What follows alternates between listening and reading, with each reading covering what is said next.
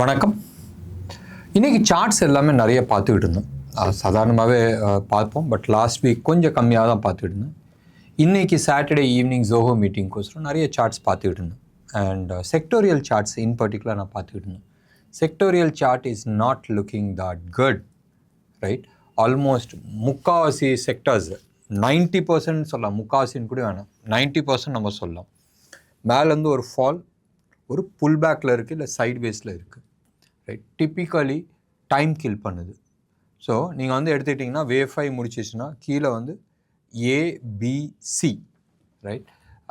So down side வந்து fall வந்து எப்பயுமே ஷார்ப்பாக இருக்கும். அண்ட் அந்த ஃபாலில் வந்து ஏ முடிஞ்சிருச்சு, பிக்கு போயிட்டுருக்கு. பி முடிஞ்சோன்னா சி வரும்போதும் டவுன் சைடில் வந்து பயங்கர ஷார்ப்பாக வரும்.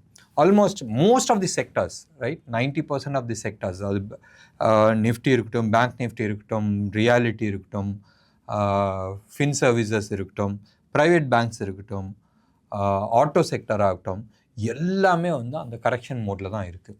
ஸோ தட் மீன்ஸ் கண்ணுக்கு வந்து அப்படி குளிர்ச்சியாக வந்து மே சைடில் காட்டிகிட்டு இருக்கு. அண்ட் ஃபால் பயங்கர ஃபாஸ்ட்டாக வரும். ஸோ இந்த ஃபாலோட நெக்ஸ்ட் ஃபால் எப்பயுமே வந்து பி டு சி வந்து கொஞ்சம் ஃபாஸ்ட்டாக இருக்கும். அண்ட் எப்பயுமே நான் வந்து சொல்லுவேன், ஒரு பேட்டர்னை வந்து கன்ஃபார்ம் ஆகிட்டு கீழே வரும்போதும் டெஃபினட்டாக ஃபாஸ்ட்டாக இருக்கும். இந்த பேட்டர்ன் வந்து ஆல்மோஸ்ட் 50% வந்து மேலே போயிருக்கு, 75% கன்ஃபார்ம் ஆகிடுச்சு. டவுன் சைடு வரும்போதும் ஃபாஸ்ட்டாக தான் வரும். ஸோ இது வந்து டே சார்ட்டை பொறுத்த வரைக்கும். அண்ட் சிமிலர் சினாரியோ தான் வந்து வீக்லி சார்ட்லேயும் இருக்குது. So that means current scenarios இம்மீடியட்டாக நாளைக்கே வந்து அடுத்த ஒரு 1000 பாயிண்ட் 2000 பாயிண்ட் மேலே ஏறுமான். ஸ்டாக்ஸில் வந்து ரியாலிட்டிஸ் செக் நடந்துகிட்ருக்கு. ரியாலிட்டி செக்குன்றது ரிசல்ட் சீசனில். ஸோ ரிசல்ட் சீசன் வரும்போதும் அவங்களோட ரிசல்ட்டும் சார்ட்டும் மேட்ச் ஆகுதான்றது பார்த்துட்டு இருக்காங்க. ஸோ சார்ட்டும் மார்க்கெட்டும் வந்து ரியாலிட்டி செக்குன்றது என்னதுன்னு சொன்னால், பேசிக்காக ரிசல்ட் சீசனில் எல்லாத்துக்குமே ரிசல்ட்ஸ் வந்துட்டுருக்கு. சார்ட் போய் சொல்லுதா, ஓவர் வேல்யூடா? சப்போஸ் சார்ட் வந்து பயங்கரமாக மேலே ஏறி இருக்குது, ரிசல்ட் கம்மியாக வந்திருக்கு, சார்ட் மேட்ச் ஆகணும்ல, ரைட்? கொடுக்குற பில்டப்புக்கு வந்து மேட்ச் ஆகணும். பில்டப் என்னது? Price action. So price actions மேலே போயிடுச்சு, ரியாலிட்டி ரிசல்ட் வந்து அதுக்கு மேட்ச் ஆகுதா? மேட்ச் ஆகலைன்னு சொன்னால் இந்த price has to match the reality, ரிசல்ட்டை வந்து மேட்ச் பண்ணி ஆகணும். அந்த கரெக்ஷன்ஸ் தான் வந்து மார்க்கெட்டில் போயிட்டுருக்கு. அண்ட் இந்த கரெக்ஷன்ஸ் அந்த அளவுக்கு திருப்தியாக இருக்காது, ஆர் ரியாலிட்டி செக்குன்றது அந்த அளவுக்கு திருப்தியாக இருக்காது. ஏன்னால் ப்ரைஸ் கண்ணாப்னான்னு மேலே ஏறிடுச்சு. அந்த ஏறினதுக்கு நிச்சயமாக வந்து ரிசல்ட் வந்து மேட்ச் பண்ண முடியாது. ஒரு பீரியட் ஆஃப் டைம் வேணால் மேட்ச் பண்ணலாம் இல்லையா, பட் இம்மீடியட்டாக மேட்ச் ஆகாது. ஸோ அதுதான் இந்த ரிசல்ட் ஃபால். ஸோ இது வந்து ஃபண்டமெண்டல் டேர்ம்ஸில் வந்து சொன்னால் வேல்யூ ஓவர் வேல்யூடுன்னு வாங்க, ரைட்? டெக்னிக்கல் டேர்ம்ஸில் நம்ம எடுத்துக்கிட்டோம்னு சொன்னால் ஸ்டோகாஸ்டிக்ஸ் வந்து ஓவர் பாட் ஜோனில் போயிடுச்சு, இட் ஹேஸ் டு கரெக்ட்ன்ற மாதிரி சில டயலாக்ஸ் பேசிகிட்டு இருப்பாங்க. பட் பேசிக் சினாரியோ இதுதான், ரியாலிட்டிஸ். ப்ரைஸ் மேலே ஏறிடுச்சு, ஏர்னிங்ஸ் இங்கே இருக்குது, ஸோ இது இங்கே வந்தாகணும். அண்ட் இந்த கரண்ட் சினாரியோவில் ஹெவி வெயிட்ஸ் ஆகட்டும், லைட் வெயிட்ஸ் ஆகட்டும், மிட் கேப், ஸ்மால் கேப், எல்லாத்துலேயுமே வந்து கரெக்ஷன்ஸ் போயிட்டுருக்கு. மேஜர் கரெக்ஷன்ஸ் நீங்கள் வந்து எடுத்து பாருங்கள், ரயில்வே ஸ்டாக்ஸ் ஆகட்டும், டிஃபென்ஸ் ஸ்டாக்ஸ் ஆகட்டும், most of the public sector enterprises எல்லாமே ஆகட்டும், கண்ணாப்னான்னு ஏறி இருந்துச்சு. அதாவது 5x 10xலாம் வந்து சர்வசாதாரணமாக ஏறி இருந்துச்சு. அண்ட் உச்சத்தில் வந்து ஆல்மோஸ்ட் 50-60% வந்து கரெக்ஷன் ஆயிருக்கு. கொச்சின் ஷிப்யார்ட்லாம் எடுத்துங்க, 40% 50% down from high. BL, HAL, PFC, REC, BHEL, நிறைய ஸ்டாக்ஸ், இது எல்லாமே வந்து நம்ம சொல்லிட்டு போகலாம். இவங்க எல்லாமே majority of them are into mid cap stocks. So mid cap ஸ்டாக்ஸில் இருக்கிறது எல்லாமே வந்து கரெக்ஷன்ஸ் போயிட்டுருக்கு. நீங்கள் நேற்று பார்த்தீங்கன்னா மோஸ்ட் ஆஃப் தி ஸ்டாக்ஸ் மேலே போனது எல்லாமே வந்து எஃப்என்டோ ஸ்டாக்ஸ். எஃப்என்டோ ஸ்டாக்ஸில் தான் உங்களுக்கு ஷார்ட் கவரிங்ஸ் வரும். அண்ட் ஷார்ட் கவரிங்ஸ் நடந்திருக்கு. இன்றைக்கி ரிசல்ட்ஸ்லாம் நீங்கள் எடுத்து பாருங்கள், நிறைய வாட்ஸ்அப் குரூப்பில் அதுதான் ஓடிட்டுருக்கு. ஹெச்டிஎஃப்சி சூப்பர் ரிசல்ட் கொடுத்துருக்கு, கோட்டக் பேங்க் சூப்பர் ரிசல்ட் கொடுத்துருக்கு. ஒன்றும் பெரிய ரிசல்ட்லாம் இல்லை, 5% க்ரோத் கொடுத்துருக்குறாங்க இயர் ஆன் இயர். இதில் போஸ்ட் டேக்ஸில் 5% போஸ்ட் டேக்ஸ் க்ரோத்ன்றது நல்லா இருக்கா? சத்தியமாக நல்லா இல்லைன்னு தான் நம்ம சொல்லணும். இது வந்து எப்படின்னா, எக்ஸாம்பிள் எடுத்துக்கலாமே, பையன் வந்து 100க்கு 40 மார்க் வாங்கணும், ரைட்? பாஸ் பண்ணுறதுக்கு பையன் வந்து 40 மார்க் 35-40 மார்க் தான் வாங்குறான். திடீர்னு 45 மார்க் வாங்கிட்டான்னு சொன்னால் அது வந்து பெட்டர் தென் எக்ஸ்பெக்டட் ரிசல்ட்டுன்றாங்க. அந்த கதை தான் இது, ரைட்? ரிசல்ட்டுன்றது எங்கே இருக்கணும்? அபோவ் 50-60% இருந்தாங்க. So 6% growth or 5% growth is not acceptable. என்ன ஒரே ஒரு சந்தோஷம், மார்க்கெட்டை போட்டு அடிச்சிட்டாங்க. ஹெச்டிஎஃப்சி ஆகட்டும், கோட்டக் ஆகட்டும், இதெல்லாம் அடித்ததுக்கு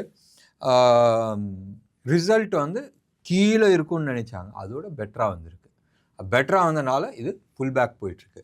டெக்னிக்கலே மறுபடியும் நான் சொல்கிறேன், பேங்க் நிஃப்டி ஒரு ஃபால் வந்திருக்கு, மேலே ஒரு புல் பேக் போயிட்டுருக்கு, டைம் கரெக்ஷன்ஸ் போயிட்டுருக்கு, ப்ரைஸ் கரெக்ஷன்ஸ் ஆல்மோஸ்ட் ஆகிருக்கு.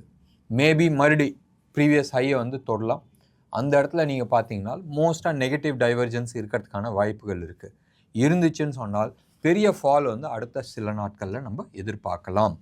இந்த ஹை போகிறது வந்து it is a good time for exit. மறுபடியும் நான் சொல்கிறேன், இப்போ மேலே போச்சுன்னு சொன்னால் எக்ஸிட் பண்ணுறது வந்து புத்திசாலித்தனம், ரேதர் தென் ட்ரைங் டு பிடிச்சிட்டு உட்காருது. மறுபடியும் நான் சொல்கிறேன், நிறைய ஸ்டாக்ஸ் வந்து பையிங் ஆப்பர்ச்சுனிட்டிஸ் இருக்குது, ஆனால் வாங்கிறதுக்கான தைரியம் இருக்கான்றது கேட்கணும்.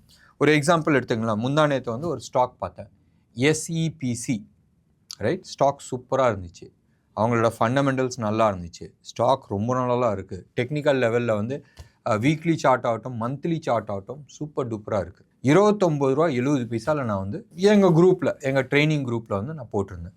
ஸ்டாப் லாஸ் 28 ரூபா நான் சொன்னேன். ஆக்சுவலாக அது ஸ்டாக்குக்கு வந்து ஸ்டாப் லாஸ் தேவையில்லை. மேபி 26 ரூபா கூட நம்ம வந்து ஸ்டாப் லாஸாக போடலாம். பட் 28 ரூபா நான் ஸ்டாப் லாஸ் போட்டேன், ட்ரிகர் ஆகிடுச்சு. பட் ஸ்டாக் வந்து சூப்பர் டூப்பராக இருக்குது. அதுக்கான இமீடியட் இலக்கு வந்து அரௌண்ட் 35 நான் சொல்லியிருந்தேன். அந்த ஸ்டாக் வந்து 33 கிராஸ் பண்ணிச்சுன்னு சொன்னால் 47 வரைக்கும் போகிறதுக்கு சான்சஸ் இருக்குது. ஒன்று, அடுத்த 2-3 வருஷத்தில் சூப்பர் டூப்பராக போகும். சே சம்வேர் க்ளோஸ் டு அபவுட் 150, 160 வரைக்கும் போகிறதுக்கான வாய்ப்புகள் இருக்குது. நம்ம எப்படி பஜாஜ் ஹிந்துஸ்தான், ரைட், அதை பற்றி நம்ம பார்த்தோமோ அதே மாதிரி தான் இதுவும். அதை எடுத்துக்கிட்டிங்கன்னா நல்ல ஒரு பர்ஃபார்ம் பண்ணிச்சு. இந்த மாதம் வந்து கீழே இறங்கிட்டு இருக்கு. டெக்னிக்கலி எடுத்து பார்த்தீங்கன்னா மந்த்லியில் வந்து ஒரு கரெக்ஷன்ஸ் வந்துட்டு இருக்கு. மேபி ஒரு 1 or 2 months வந்து கரெக்ஷன்ஸ் போகலாம். ஸோ ஸ்டாக்ஸ், நிறைய ஸ்டாக்ஸ் நல்லா இருக்குது. பட் அந்த ஸ்டாக்ஸில் என்டர் பண்ணலாமா கேள்விக்குறி. ஏன்னு சொன்னால் ப்ராடர் மார்க்கெட் கீழே விழுவும் போதும் இது மாதிரி ஸ்டாக்ஸ் வந்து மேபி F&O ஸ்டாக்ஸ் வந்து ஷார்ட் கவரிங்னால மேலே போகலாம் இல்லையே. There is nothing called good stocks. நான் வந்து இந்த லெவலில் நான் வாங்குறேன்றது புத்திசாலித்தனம் கிடையாது. கேஷில் உட்காருங்க. ஞாபகம் வச்சுங்க, பொறுத்தால் பூமி ஆழ்வார், ரைட்? பொறுங்க, you will get a very good valuations. வாங்கி வச்சுட்டு டெய்லி அந்த டென்ஷன் ஆகிறதோட கேஷில் உட்காருங்க. கிளாரிட்டிஸ் வரும் மார்க்கெட்டில். ஒரு இடத்துல ஸ்டெபிளைஸ் பண்ணும். அந்த ஸ்டெபிளைஸ் பண்ணுற இடத்துல வந்து எந்த ஸ்டாக்கை என்ன செக்டரில் வாங்கலான்றது முடிவு பண்ணலாம். கரண்ட் லெவலில் வந்து மேபி, மறுபடியும் நான் சொல்கிறேன், கரண்ட் லெவலில் மேபி நீங்கள் வந்து சில்வரில் இன்வெஸ்ட் பண்ணி வைக்கலாம். ஆர் சில்வர் பீஸ் கிடைக்குது உங்களுக்கு, நிஃப்டி பீஸ் மாதிரி சில்வர் பீஸ் கிடைக்குது. Gold BeES I will not advise. Silver நான் வந்து ஏற்கனவே நான் சொல்லியிருந்தேன் $34 வரைக்கும் டச் ஆகும். நேற்று வந்து 33.75 டச் ஆச்சு. நேற்றே வந்து ஆல்மோஸ்ட் 6% சில்வர் தூக்குச்சு. சில்வரை பொறுத்த வரைக்கும் ருப்பி டேர்ம்ஸில் வந்து 99,580, 600ன்னு வச்சிங்களா, 99,600 அந்த லெவலில் வந்து நிற்கிது. ஒரு 400 ரூபா கம்மியாக இருக்குது. மண்டே மார்னிங் அது டச் ஆகிடும். ஸோ 1 லட்ச ரூபா வந்து அஃபிஷியலாக ஹோல்சேல் ரேட் சில்வர் வந்து டச் ஆகிருக்கு. சில்வர் டச் ஆகுன்றது நம்ம ஆல்மோஸ்ட் லாஸ்ட் ஒரு 10-15 நாளாகவே நம்ம சொல்லியிருக்கிறோம். அண்ட் டச் ஆகிருக்கு. ஸோ இப்போதைக்கு கிளாரிட்டி இல்லாதனால முடிஞ்ச அளவுக்கு, right, sit in cash.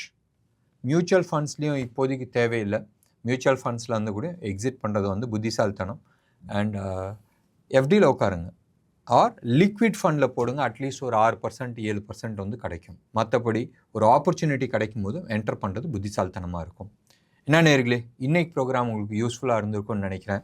Stock selections கொடுக்கணும்னு நினச்சேன், பட் கிளாரிட்டி இல்லை. நம்ம வெயிட் பண்ணி அடுத்த வாரத்தில் இல்லை இன்னும் 2-3 நாள் கழிச்சு ஏதாச்சும் ஒரு ஸ்டாக் கிடச்சிச்சின்னா நம்ம பேசலாம். இன்ட்ரா டே அடுத்த 2 நாள், 3 நாள், 5 நாளைக்கு ஸ்டாக் கேட்டால் எஸ் இருக்குது, 2-3 ஸ்டாக்ஸ் இருக்குது, நம்ம பேசலாம். பட் அதை வந்து யூடியூப்பில் டிஸ்கஸ் பண்ணுறதுல அர்த்தம் கிடையாது. டெஃபினட்டாக மண்டே மார்க்கெட் பார்த்துட்டு மேபி மண்டே ஈவினிங் வந்து சில ஸ்டாக்ஸ் பற்றி நம்ம டிஸ்கஸ் பண்ணிக்கலாம். உங்களுக்கு ப்ரோக்ராம் பிடிச்சிருந்துச்சுன்னா லைக் பண்ணுங்கள், ஷேர் பண்ணுங்கள். உங்களோட கமெண்ட்டை டெஃபினட்டாக கமெண்ட் பாக்ஸில் கொடுங்க. நன்றி, வணக்கம்.